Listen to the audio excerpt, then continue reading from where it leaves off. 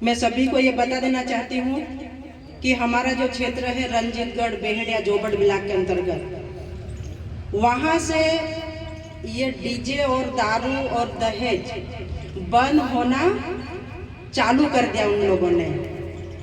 दहेज आधा कर दिया उन लोगों ने।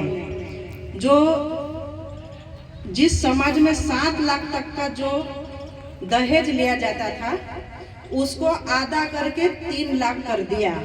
मैं उन सभी गांव वालों को बहुत बहुत धन्यवाद और बधाई देना चाहती हूँ, क्योंकि उन लोगों ने हम सबकी बात सुनी और उन्होंने अपने अपने गाँव में बंद कर दिया और कम कर दिया। ये वो धन्यवाद के पात्र है। हमारी कोशिश रहेगी, हमारे जिले के कलेक्टर साहब, एसपी साहब, मंत्री महोदय, मैं खुद भी और सभी सामाजिक कार्यकर्ता, हमारे यहाँ महेश पटेल साहब भी, और सब मिलकर जिस तरह से हम समाज का कैसे कर्जे से डूबने से बाहर निकालना, ये जो हमने पहल की, और इस पहल को अगर सफल होने में रंजीतगढ़ से स्टार्ट हो गया तो मुझे लगता है कि कठियावाड़ा में भी बहुत जल्दी अच्छा रिजल्ट मिलेगा। आप सब तैयार हो इसके लिए? अपना अपने गांव के नियम बदलो, हमारे बेटा बेटी और माता पिता को कर्जे से बाहर लाओ।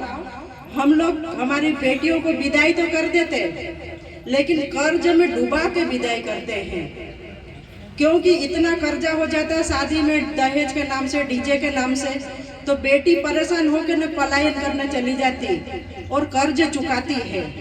तो आप सबको ये निर्णय लेना पड़ेगा कि हमारी बेटी को अगर हम विदाई करेंगे तो हंसी खुशी से करेंगे, लेकिन वो आगे जाके गुजरात पलायन करने नहीं जाए, ऐसी हम आशीर्वाद देंगे।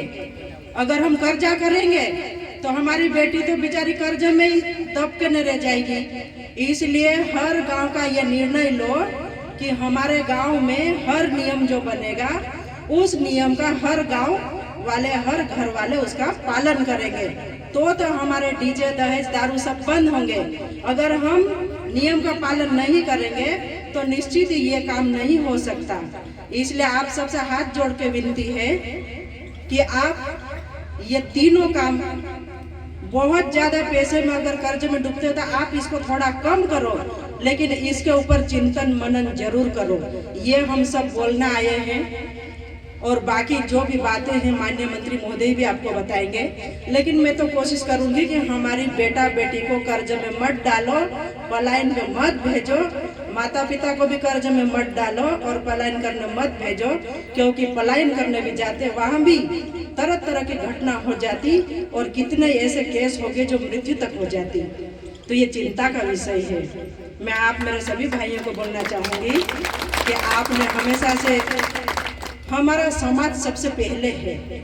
हम समाज के लिए जहाँ आप बोलोगे वहाँ हम आपके साथ खड़े रहेंगे। हमारा समाज हम सबके लिए सर्वोपरि है। आप हम सब आदिवासी भाई हैं, हम सब जल जंगल जमीन की रखवाली करने वाले हैं। हमारे घरों में तरह तरह की संस्कृति है। पुराने जमाने में, अभी वो एक भाई बोल रहा था कि सिर्फ बाजार में नमक लेने आते थे। हमारे घर में हर चीज मिल जाती है खाने की। किसान क्या नहीं पकाता, हर चीज पकाता है, सिर्फ पर नमक को छोड़ के।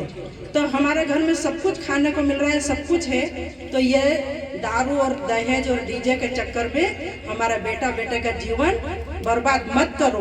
मैं तो ये बोलना चाहूंगी। बाकी आपको मंत्री महोदय समझाएंगे। आपने मुझे सुना, मेरा सम्मान किया, उसके लिए बहुत बहुत धन्यवाद। जय हिंद, जय भारत।